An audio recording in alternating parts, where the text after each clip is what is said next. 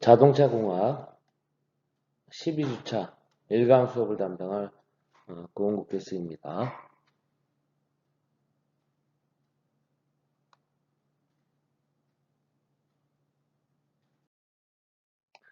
목차는 첫 번째 교과목 학습 개요, 두 번째 교과목 주요 학습 목표, 세 번째 교과목 주요 학습 내용 순으로 해서 학습을 진행하겠습니다.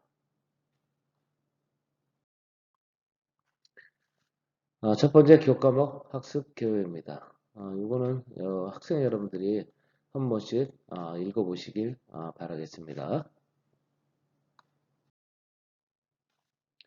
자, 두 번째 교과목 학습 목표입니다.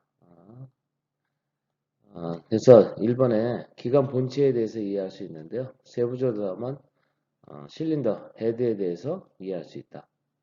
실린더 블록에 대해서 이해할 수 있다. 밸브 기구에 대해서 이해할 수 있다. 이렇게 목표를 잡고 가겠습니다. 자, 교과목 주요 학습 내용에 배워보도록 하겠습니다. 첫 번째가 실린더 헤드입니다. 실린더 헤드는 실린더 블록 윗면에 설치되어 피스톤, 실린더와 함께 연소실을 형성합니다. 그래서 이 안에는 이 헤드에는 뭐 그 위에 캠축도 설치가 되어 있고요. 그 다음에 밸브 기구, 밸브 흡배기 밸브가 설치가 되어 있고요. 그 다음에 점화 플러그가 여기에 설치가 되어 있습니다. 그래서 한번 구비 조건은 무엇이 있는지 한번 보겠습니다. 자, 실린더 헤드의 구비 조건입니다. 일단 여기 연소실에서 폭발하기 때문에 연소 온도가 보통 한 2000도 이상의 열이 발생이 됩니다. 그러다 보니까 금속은 열을 받으면 어떻게 돼요? 열팽창을 하게 있죠? 열팽창. 그래서 그 열팽창이 적어야 됩니다. 고온에서 열팽창이 적을 거. 그 다음에 폭발 압력이 높겠죠? 그렇게 되면 강성과 적당한 강도가 있어야 됩니다. 그 다음에 조기점화가 있습니다. 조기점화. 조기점화는 뭐냐면 가솔린은 불꽃 점화 방식이기 때문에 점화 플러그에서 불꽃이 튀었을 때 그때 연소가 되어야 되는데 그것이 아니고 열점, 열이 쌓이는 부분 있잖아요. 돌출부라든가 아니면 그러니까 주로 돌출부 아니면 점화 플러그 같은데 열이 쌓이겠죠. 그 열에 의해서 자연 점화되는 것, 자기 착화하는 것, 자기 스스로 불이 붙는 것, 디젤처럼 이렇게 불이 붙는 거를 조기점화라고 합니다. 그러니까 이슈에 제어를 받지 않고 그냥 그 열점에 의해서 돌출되는 이런 부분에 의해서 열점에 의해서 점화가 되는 것을 조기점화라고 합니다. 그래서 이런 가열되기 쉬운 돌출구가 없어야 된다는 거. 그 다음에 열전도의 특성이 좋으면 자 실린더헤드 주성분이 알루미늄 합금입니다. 하는 이유가 이게 열전도율이 좋기 때문에 그렇죠. 가볍고 주조와 가공이 뭐 쉬울 것. 이런 것들만 좀 알고 계시면 될 것 같습니다. 자, 그 다음 실린더의 재질은 주철이 알루미늄. 지금 뭐 주철 안 쓰고 거의 다 알루미늄 합금입니다. 알루미늄 합금을 쓰고 있습니다. 자, 알루미늄 합금은 가볍고, 가볍습니다, 일단. 그 다음에 열 전도성이 크나, 열 팽창이 좀 늘어나고요. 그 다음에 내부식성 및 내구성이 작사. 그 다음에 변형되기 쉽다, 이런 것들이 있습니다. 근데 이걸 합금을 잘 하게 돼요. 요즘은 합금 기술이 뛰어나기 때문에 이런 부분을 많이 상쇄시키고 있습니다. 자, 그 다음에 연소실입니다. 연소실. 혼합기라는 얘기는 뭐냐면 연료와 공기를 일정한 이론 혼합비, 예를 들어서 가솔린 같은 경우 혼합비율은 14.7대 1이에요. 공기 14.7, 연료 1 이렇게 혼합이 되는 걸 이걸 혼합기를 만드는데요. 혼합기 연소하여 동력을 발생하는 곳으로 밸브 및 점화 플러그가 설치됐다. 연소실에는 아까 제가 좀 전에 얘기했지만 밸브하고 밸브라는 흡기 밸브, 배기류가 여기 다 해당이 되겠죠. 그 다음에 점화 플러그가 여기 설치되어 있습니다.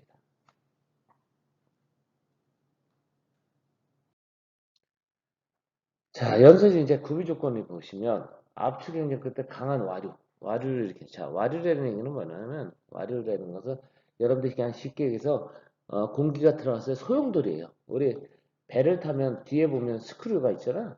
배가 스크류 돌 때 물이 바닷물이 어떻게 돼요? 강이나 바닷물이 막 이렇게 스크류 있는 쪽 보면 막 이렇게 엉키지 이게 막 소용돌이 치잖아요. 그런 걸 와류라고 합니다. 와류. 마찬가지 공기가 들어왔을 때 그냥 이렇게 들어오는 것이 아니고 거기서 소용돌이 같은 게 일어나면 연료랑 공기가 잘 혼합이 되겠죠. 그래서 이유는 와류가 일으켜야 됩니다. 그 다음에 연소실 내에 표면적은 최소. 자, 연소실 표면적이 크면 어, 냉각실이라든가 이런 것들이 좀 불리하기 때문에 연소실 표면적은 최소로 해야 됩니다. 그 다음에 가열되기 쉬운 돌출부를 두지 말아야 돼. 자, 돌출부 아까 왜 두지 말아야 돼요? 조기점화가 일어나기 때문에 돌출부가 없어야 됩니다. 그 다음에 하연전파에 소요되는 시간은 가능한 짧게. 자, 화염전파라는 얘기는 점화불로 불꽃이 튀었을 때 이 불꽃을 전파해야 되잖아요. 밑에 하단부까지. 그때 시간은 짧게 한다는 얘기는 결국은 길이를 길게 하면 불리하겠죠. 연소실 면적을 크게 하거나 이렇게 하면 안 된다. 그래서 여기 위에 보면 표면적을 최소로 한다. 이런 거예요. 그래서 그런 겁니다. 그 다음에 노킹을 일으키지 않는 형상이어야 된다. 노킹을 일으키지 않아야 된다는 거. 그 다음에 밸브 면적을 크게 하여 자, 밸브 면적을 크게 합니다. 그래서 뭐에 그러냐면 흡배기 작용을 원활하게 하도록 할 겁니다. 야, 이건 왜 그러냐면 특히나 배기보다는 흡기 쪽에 어, 흡기 쪽의 밸브를 더 크게 하면 밖에서 끌어들일 수 있는 공기의 양이 많기 때문에 열 효율이 좋아지겠습니다. 즉 공기를 많이 빨면 체적 효율이 좋기 때문에 열 효율이 좋아집니다. 그래서 밸브 면적을 크게 할 수 있는 형상이어야 돼요. 그 다음에 실린더 헤드 정비입니다. 헤드 정비는 실린더 헤드 변형 점검입니다. 실린더 헤드나 블록의 평면도 점검은 직각자나 자, 이 점검하는 건 직각자나 또는 필러 게이지 또는 필러 게이지라고도 하고요. 디그니스 게이지라고 합니다. 디그니스. 이게 영어 발음이기 때문에요. 디그니스 게이지.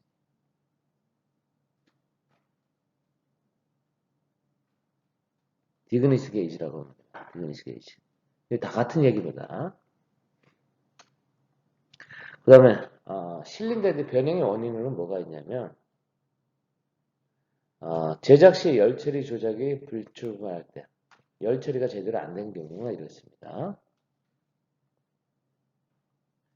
그다음 헤드 가스켓이 불량할 때 헤드 가스켓이 불량하면 변형이 생기겠죠. 실린더헤드 볼트가 조임이 불균형하게 조일 때 그래서 여러분들 이걸 조이기 똑같이 조이기 위해서 뭐라고 해요? 토크 렌치를 사용합니다. 토크 렌치를. 그러니까 사람마다 조이는 힘이 서로 틀릴 거 아니에요. 힘이. 그러니까 적당히 조여 이렇게 되면 10명이 재면 다 똑같지가 않겠죠. 그래서 이걸 통일하기 위해서 토크렌치를 사용합니다. 조일 때. 그래서 토크렌치 사용하면 똑같습니다. 10명이 재더라도 그 토크로 정확히 잴 수가 있기 때문에 이런 걸 방지할 수가 있습니다. 그 다음에 기관이 과열될 때 이런 변형이 생길 수 있습니다. 그 다음에 냉각수가 동결 되었을 때 이렇습니다. 냉각수가 동결됐다는 얘기는 동결되면 이거는 이제 약간 의아할 수도 있지만 동결하면 물이 팽창을 하죠. 냉각수가 물이잖아요. 팽창을 하면서 이게 틀어지는 수도 있습니다. 근데 이 경우는 별로 없는데 어쨌든 아예 없을 수는 없고요. 있을 수 있는데 가능성은 좀 낮죠. 그 다음에 실린더 블럭입니다. 조금 전에 본 게 여기 이 위에 설치되어 있는 게 실린더 헤드입니다. 이 밑에 실린더 헤드 밑에 이게 지금 있는 거예요. 이 블록이. 엔진의 기초 구조물입니다. 그래서 실린더 주위에 연소를 냉각시키기 위해서 물재켓. 물재켓은 여러분들 보시면 이런 여기 보면 오일 통로도 있죠. 이런 구멍들이 있잖아요. 여기 구멍들이 이렇게 무슨 많은 구멍들이 이렇게 있는데 이런 것들이 아, 물재켓입니다. 물통로. 물론 여기 절반은 오일이 통하드는 오일 구멍도 있습니다. 그래서 이렇게 돼 있다는 거. 물재켓이 물통로입니다. 물통로. 물통로. 물통로. 그 다음에 실린더의 분류 보면 일체식 실린더. 실린더 블록과 실린더가 일체로 그냥 하나로 애초부터 깎아서 나온 거예요. 이게. 여기 이 안이 일자로 그냥 통으로 깎여서 동질의 재질이며 실린더는 이게 마모되면 보링. 실린더 그러니까 통으로 하기 때문에 얘가 마모 피스톤이 이 안에서 피스톤이 이 안에 상하 왕복작용을 하겠죠. 이렇게 상하 왕복작용을 하다 보면 마모가 생길 수 있습니다. 그 마모가 생겼을 때 일체형 실린더 같은 경우는 이 블록을 전체로 교환하면 됩니다. 또는 보링. 여기는 보링을 하면 된다. 보링. 이렇게. 그 다음에 라이너식은 뭐냐면 이 안에 얇은 라이너를 이렇게 끼울 수 있는 게 있어요. 별도로 제작이 됩니다. 그래서 끼우는 거예요. 그래서 끼우는 종류에는 건식과 습식이 있습니다. 시험에는 이런 것들도 잘 나옵니다.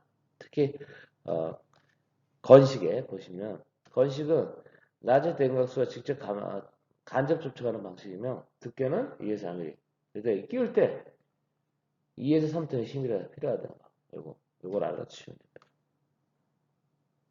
그 다음에 얘 끼울 때는 뭐냐면 여기다 벽에다가 뭘 바르냐면 오일을 바르고 갈 수 있습니다. 오일. 이걸 알아두시면 됩니다. 오일을 바르고 한대요. 오일. 자, 그 다음에 습식입니다. 습식은 둘레가 냉각수 직접 접촉이 됩니다. 그래서 얘는 냉각수 직접 따기 때문에 여기다 오일 바르면 안 되고 얘는 뭘 바르냐면 비눗물 발라야 됩니다. 비눗물. 비눗물. 비눗물을 발라서 점검해야 된다는 거. 이렇게. 그렇게 해서 알고 계시면 될 것 같습니다. 그 다음에 실린더의 정비입니다. 실린더 마모는 어디서 마모가 가장 많으냐? 실린더 윗부분, 맨 윗부분에서 여기 이 부분에서 마모가 제일 많은데 이 부분 상단에. 그래서 왜 많으냐면 여기서 연소를 하기 때문에 그렇습니다. TDC 분에서 많고요. 그 다음에 가장 적은 부분은 그러니까 마모가 가장 많은데 여기고 마모가 가장 적은데 하부 여기입니다. 가장 적은 부분은 실린더 하부 TDC 부분입니다. 이렇게 됐고요. 실린더 마모량 축방향보다는 축의 직각방향. 축방향보다는 축의 직각방향. 여기가 더 많다는 얘기입니다. 여기가. 응? 그래서 축방향보다는 직각방향이. 지금 무슨 얘기냐면 여기에 축이 이렇게 가요. 이렇게 축이 이렇게 지나갈 때 그 축의 직각방향 여기죠. 이렇게 직각방향. 그 얘기. 그 피스톤 링의 호흡작용. 링의 호흡작용이란 뭐냐면 피스톤의 작동 위치가 변화될 때 피스톤 링의 일부분이 바뀌는 과정으로 실린더 마모가 많아져. 요것 때문에 실린더 마모. 이게 무슨 얘기냐면 피스톤이 최대로 여기로 올라왔어요. 여기 올랐다. 상사점 딱 올라왔으면 피스톤이 일단 최고점에 올라오면 뭐 어떻게 멈췄다가 내려가잖아. 그 멈췄다가 내려가서 일시 정지할 때, 일시 정지할 때 정지하면서 변화돼 내려가겠죠. 요때를 링의 호흡작용이라고 합니다. 그 다음에 실린더의 마멜 원인에는 실린더 피스톤 링의 접촉에 의한 마멜. 가장 큰 게 이거죠. 실린더하고 피스톤 링의 접촉에 의해서 마멜. 그 다음에 흡입되는 가스 중에 먼지와 이물질에 의한 이물질에 의해서 마멜될 수가 있습니다. 그 다음에 연소 생성물에 의한 부식에 의한 카본에 의한 마멜이 또 있을 수 있고요. 기동활동에 지나치게 혼합가스에 의한 윤활유가 시작이 되면 이렇게 해서 이런 종류가 있습니다. 실린더 마모량 측정입니다. 실린더 마모량 측정은 뭘로 하냐면 텔레스코핑 게이지하고요. 그 다음에 외측 마이크로미터를 가장 많이 씁니다. 물론 실린더 보호 게이지나 이런 걸로 하면 한 번에 잴 수 있지만 이게 값이 정확하게 재기가 어렵습니다. 그래서 이런 걸 많이 쓰고 있고요. 그 다음에 마모량 측정하는 방법은 어떻게 되냐면 실린더가 이렇게 있으면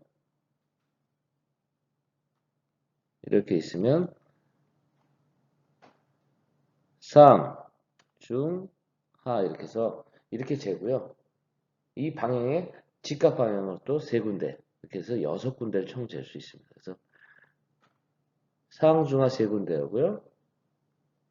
직각 방향으로 또 세 군데. 그래서 합계 여섯 군데를 잽니다.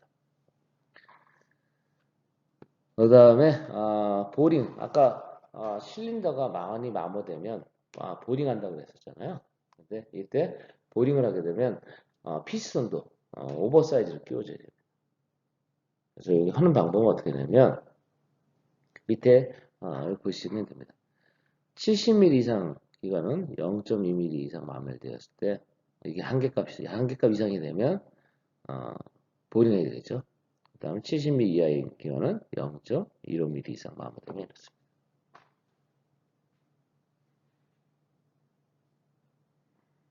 그 다음에 피스톤의 오버사이즈는 기본적으로 스탠다드는 0.25씩 들어갑니다. 0.25, 0.50, 0.75, 1.0, 1.25, 1.50까지 6단계가 있고요. 이렇게 되어 있습니다.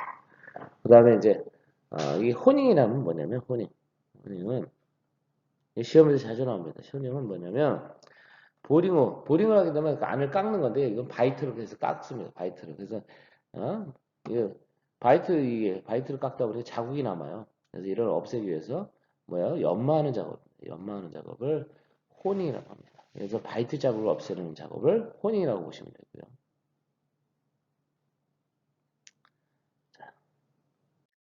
자, 그다음에 밸브 기구인데요. 첫 번째 캠축입니다. 그래서 오버헤드 캠축 밸브 기구라고 했는데 요즘은 다 OHC입니다. OHC라는데 여기 S가 하나 빠진 거라고 보시면 돼요. S가 SOHC 캠축이 하나예요. 헤드 위에 캠축이 하나 되는 거. 싱글 오버헤드 캠 샤프트라고 보시면 되고요. 요즘 나오는 건 대부분이 DOHC잖아요. 예. 그래서 그는 DOHC는 더블 오버헤드 캠 샤프트 이렇게 됩니다. 그래서 이거 한번 읽어보시면 될 것 같고요. 요거 중요한 건 요 캠의 구성입니다. 캠의 구성. 그래서 베이스 서클, 기초원을 갖다가 베이스 서클이라고 이걸로 알아두시면 되고요. 그 다음에 밸브가 완전히 열린 거. 그러니까 이 꼭대기까지 올라갔을 때가 완전히 열린 거겠죠. 캠축이. 그 다음에 플랭크는 요겁니다. 면이 접촉하는 부분. 밸브, 리프트 또는 로커암과 접촉되는 옆면 이 부분인데요. 이거는 뭐 그렇게 중요하진 않고요. 그 다음에 로브는 밸브가 열리기 시작해서 완전히 닫힐 때까지 닫힐 때까지 거리입니다. 거리. 그러니까 그 길이라고 그래요. 이동한 거리 또는 거기까지. 여기서부터 즉 여기서부터 열리기 시작해서 여기 닫힐 때까지 여기까지 움직인 거리 이걸 로브라고 합니다. 근데 중요한 건 여러분들은 기초원하고요. 이런 것만 좀 알아두시면 기초원 이런 거. 그 다음에 양정 이제 배우기 위해 양정 이거는 꼭 알고 계셔야 됩니다. 양정은 기초원과 노스 기초원과 여기 있는 이걸 양정이라고 해요. 양정 그리고 중요합니다. 기초원과 양정을 해서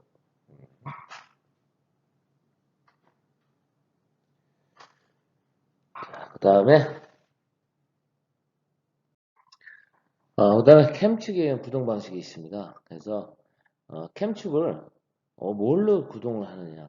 여기 캠축 여기 크랭축 동력이 여기 크랭축에서 만들어졌을 때 여기 위에 있는 이 캠축을 작동시키기 위해서는 동력을 일로 전달이 되는데 이 전달 방식에는 기어 구동식, 이 기어끼리 같은 캠축과 기어끼리 이렇게 되어 있는 크랭축하고 이렇게 되어 있는 거고요.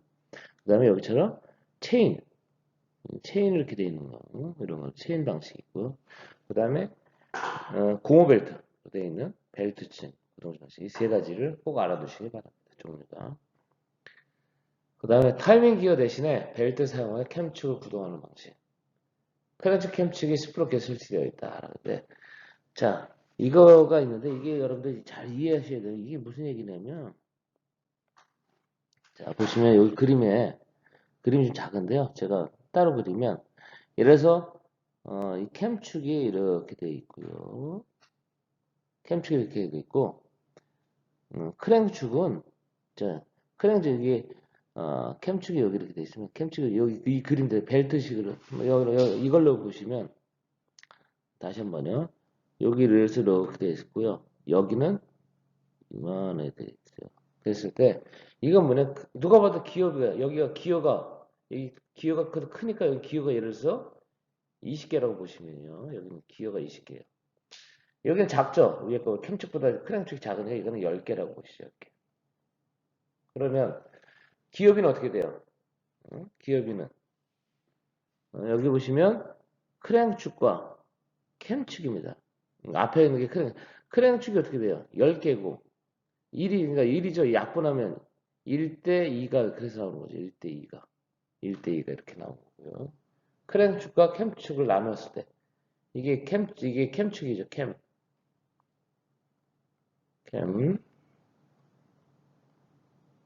이게 캠축이 크랭축이니까요.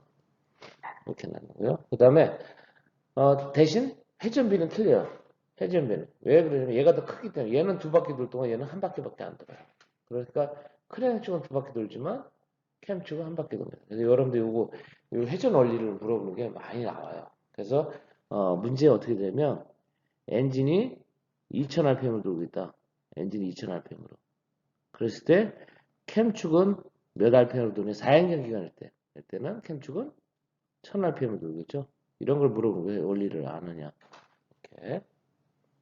그래서 이걸 좀 이해하고 가시길 부탁드리겠습니다.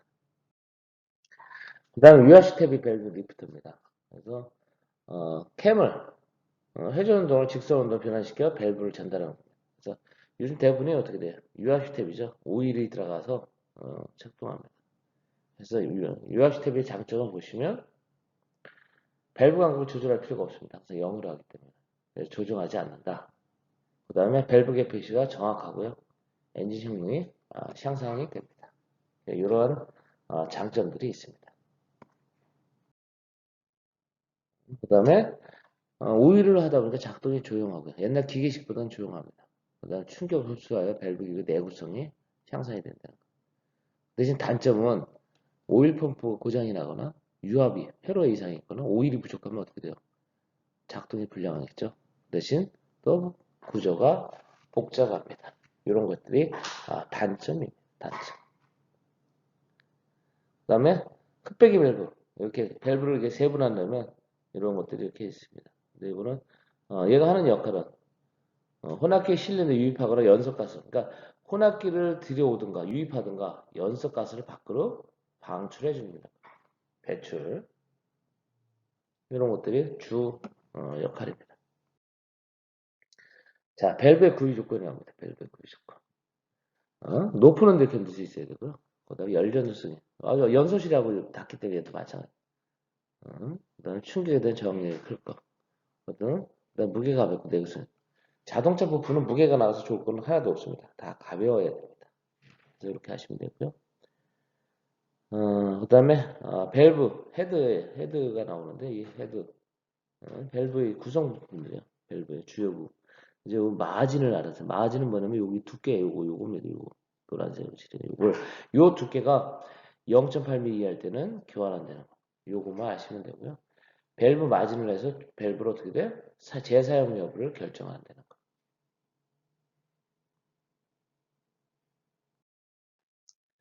그다음에 밸브 페이스가 있고요. 밸브 스템이 있고요. 이런 것들이 있는데 그다음 밸브 스템 엔드 이건 알아두세요. 밸브 스템 엔드는 뭐냐면 밸브 끝에 하는데 얘는 어떻게 돼요? 여기 스테맨들은 평면으로 다듬어요. 평면. 얘는 평면이라는 거 꼭 알아두시면 될 것 같습니다.